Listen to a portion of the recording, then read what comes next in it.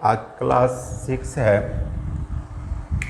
छठा क्लास है, जिसमें हम लोगों आज देखेंगे रिडक्शन फॉर्म, यानी कि जो सेकेंड डिग्री जो स्ट्रेट लाइन का equation a x plus b y plus c है, इस जनरल इक्वेशन को स्ट्रेट लाइन को हम लोग डिफरेंट यानी कि स्लोप, इंटरसेप्ट, नॉर्मल फॉर्म है ना, इंटरसेप्ट फॉर्म में किस तरीके से कन्वर्ट करेंगे इस चीज़ को देखेंगे। यानी कि reduction of general equation to a standard form, let ax by plus c equal to 0 be the general equation of a straight line where a and b are not 0. तो we have ax plus by plus c equal to 0, यानी कि intercept यानी कि y equal to m x plus c के form में लिखना है। Then b Y equal to minus A x minus c, then y equal to minus a by b x minus C by b, then y equal to m x plus c. जब हम compare करते हैं तो m का value minus a by b, a क्या है coefficient of x और b क्या है coefficient of y। This c intercept on y axis जब माइनस सी बाई बी, यानी कि कांस्टेंट टर्म, और बाई कोफिशिएंट ऑफ y। ये है हम लोगों को स्लोप इंटरसेप्ट फॉर्म, यानी कि जब कोई भी जनरल इक्वेशन स्ट्रेट लाइन का दिया हुआ है और उसे स्लोप निकालना है, तो देख रहे हो कि x का कोफिशिएंट y का कोफिशिएंट में हम लोग माइनस लगा देते हैं। अब हम लोग नॉर्मल इंटरसेप्ट फॉर्म यानी कि दूसरा जो फॉर्म देखेंगे वो इंटरसेप्ट फॉर्म देखेंगे। इंटरसेप्ट फॉर्म यानी कि हम लोगों को that is x by a plus y by b equal to 1 this figure, यानी कि हमारे पास जो गिवन है वह हमारे पास a x plus b y plus c equal to 0। तो a x plus b Y equal to minus c और a x by minus c plus b y by minus c, then x by minus C by a plus y by minus C by b equal to 1। तो intercept on x axis minus C by a, यानी कि minus constant term by coefficient of x। Intercept on y axis minus C by b, यानी कि constant by coefficient of, यानी कि x axis को क्या intercept करेगा minus C by A, Y axis को माइनस सी बाई बी। तो ये हमारा दूसरा रिडक्शन फॉर्म हो जाता है। तीसरा हम लोगों के लिए नॉर्मल फॉर्म है। नॉर्मल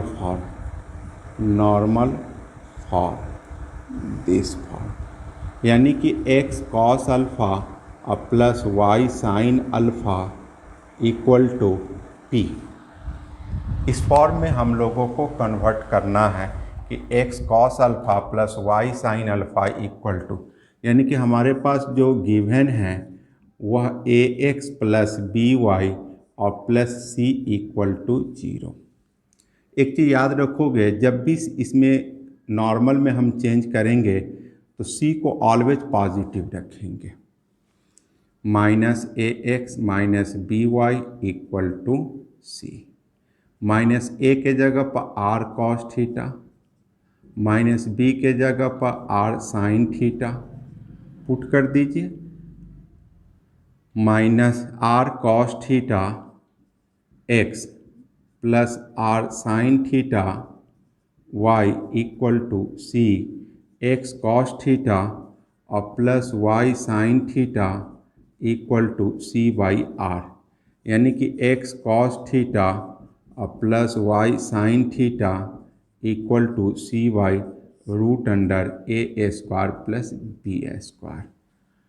अब यहाँ से कॉस का वैल्यू जो है वह minus a by r, r का वैल्यू हमारे पास जो है, यानी कि दोनों को स्क्वायर करके हम ऐड कर देते हैं, तो a square plus B square equal to r square cos square theta और plus sine square theta, then a square plus B square equal to r square, then root under A square plus B square equal to r, और tan theta that is minus B by a this. तो यहाँ से हम x cos का value लेंगे minus a by r, r का value put कर देंगे A square plus B square X minus B by root under A square plus B square Y equal to C by root under A square plus B square. यानी कि हम कह सकते हैं कि अगर कोई इक्वेशन नॉर्मल फॉर्म में चेंज करना है तो सी को पॉजिटिव रखेंगे, A x minus B Y equal to, और dividing by root under coefficient of X का होल स्क्वायर और प्लस कोफिशिएंट ऑफ वाई का होल स्क्वायर, यानी कि माइनस ए बाई दोनों के coefficient a square plus B square x, b by root under A square plus B square Y equal to C by root under A square plus B square. तो ये है हम लोगों को different form. अब हम इस पर कुछ क्वेश्चन देखेंगे कि इस रिडक्शन फॉर्म से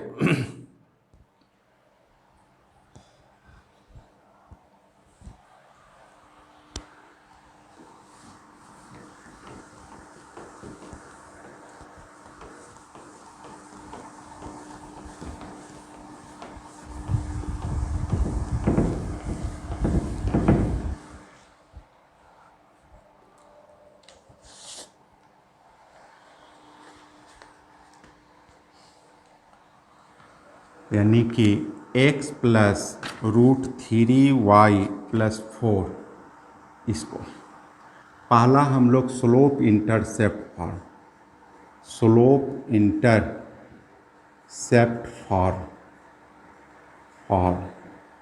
तो देख रहे हैं कि x plus root three Y plus 4 equal to 0, तो root three Y equal to minus x minus 4, then y equal to minus 1 by root three x minus 4 by root three, यानी कि m का value minus 1 by root three और c का value minus 4 by root three. दूसरा है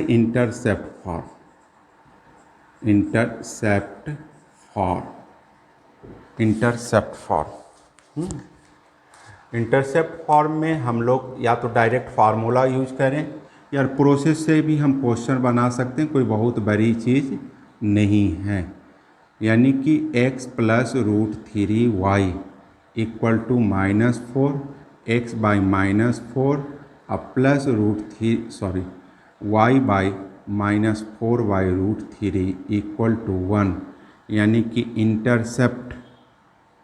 intercept on x axis that is minus 4, intercept on y axis minus 4 by root three.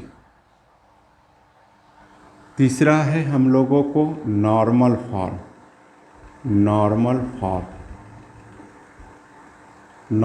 Form x plus root three Y plus 4 equal to 0 minus x minus root three Y equal to 4 और minus X by root under minus 1 का whole square minus root three का whole square minus root three Y by root under minus one का whole square root three का whole square equal to 4y root under minus one का whole square minus root three का whole square. तो इसको हम लोगों ने normal form में चेंज किया। अब देख रहे हैं कि रूट थ्री का स्क्वायर 3 1 यानी कि minus 1/2 x minus root 3/2 y और 4/2 यानी कि minus 1/2 x minus root 3/2 y equal to 2। तो p का वैल्यू 2 हो गया और कॉस अल्फ़ा माइनस 1/2 और sine alpha equal to minus root 3/2। ये हमारा नॉर्मल फॉर्म हो गया। अब हम लोग एक और एप्लीकेशन कॉन्सेप्ट को देखेंगे कि angle between two straight line, यानी कि find angle between two straight line a1x b1y और c1 इक्वल टू 0 और a2x और b2y और प्लस c2 इक्वल टू 0। ये दो स्ट्रेट लाइन है। इन दोनों स्ट्रेट लाइन के बीच का एंगल निकालना है हम लोगों को। तो सबसे पहले हम स्लोप निकालेंगे, यानी कि m1 slope of first straight line minus a1/b1, m2 minus a2/b2। हम जानते हैं कि be know that angle between two straight line m1 m2 minus m1/1 plus m1 m2। Value को पुट कर दे माइनस a2/b2 और प्लस हो जाएगा a1/b1 और बाई 1 प्लस a1 a2 और बाई b1 b2, यानी कि ये हो जाएगा a1 b2 minus a2 b1 और by a1 a2 plus b1 b2। हम इस स्ट्रेट लाइन को याद इस तरीके से भी रख सकते हैं कि a1x प्लस b1y और plus c1 equal to 0, a2x plus b2y और प्लस c2। देख रहे हो a1 b2 a2 b1 और फिर a1 a2 b1 b2, ये डिनोमिनेटर है। अब हम इसके कंडीशन को देखेंगे कि जब यह परपेंडिकुलर और पैरेलल होगा तो कंडीशन क्या देगा।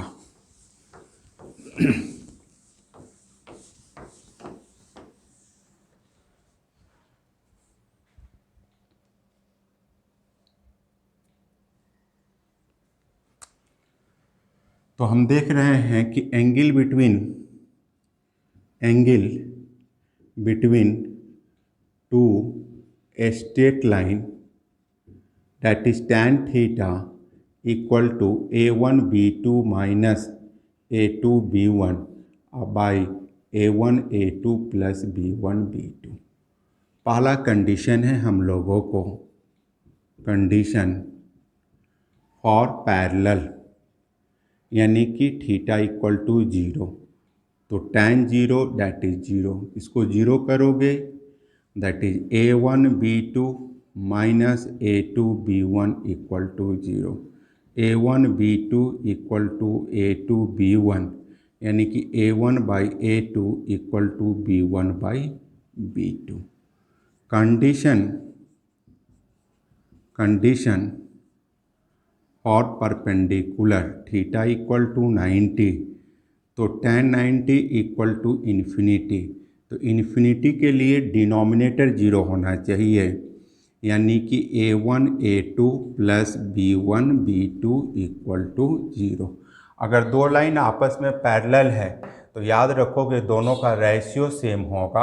अब परपेंडिकुलर होगा तो A1 A2 B1 B2 का प्रोडक्ट का सम जो होगा 0 होगा। एक और केस कह सकते हैं आप यहाँ से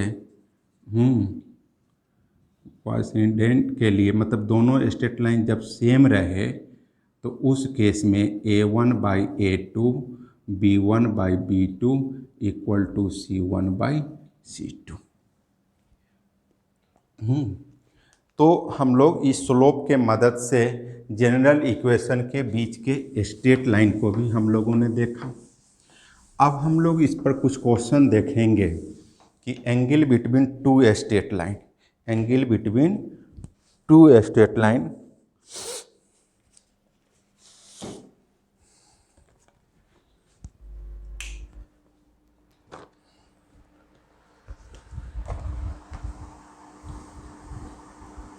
प्रॉब्लम फर्स्ट, यानी कि x + 3y - 8 = 0 और 2x - 3y + 6 = 0।